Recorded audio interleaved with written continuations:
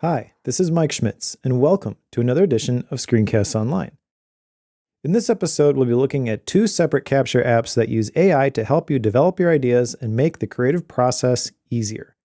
The first app we'll look at is Whisper Memos, which uses AI to clean up your rough audio recording and gives you a clean text transcript that is automatically emailed to your inbox. In addition to the core functionality of the app, we'll also look at how you can send these transcripts directly to drafts using the Apple Watch complication so you can quickly capture ideas from just about anywhere.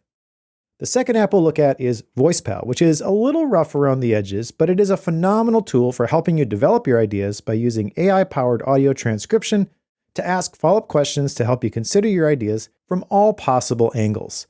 Once you're done developing your idea in VoicePal, you can then use AI to format a clean text-based draft for the medium of your choice. Let's start on the iOS App Store listing for Whisper Memos. You can see I've got the app installed.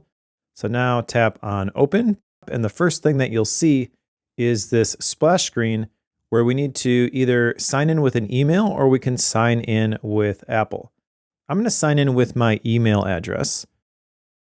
Type in my email address, mike@mikeschmitz.com, and then tap Continue. I don't need to add a password to this account, but it does send me a verification code.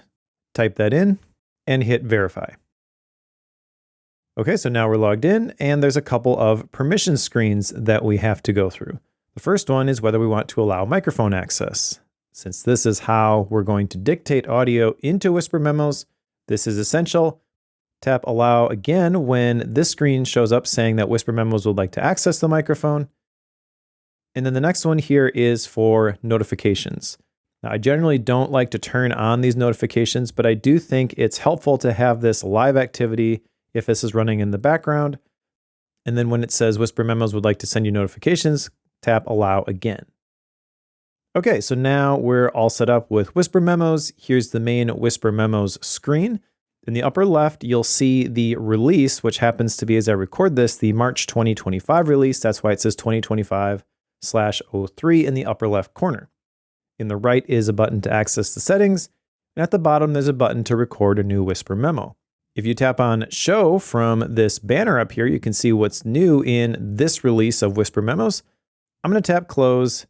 Now we're ready to use Whisper Memos.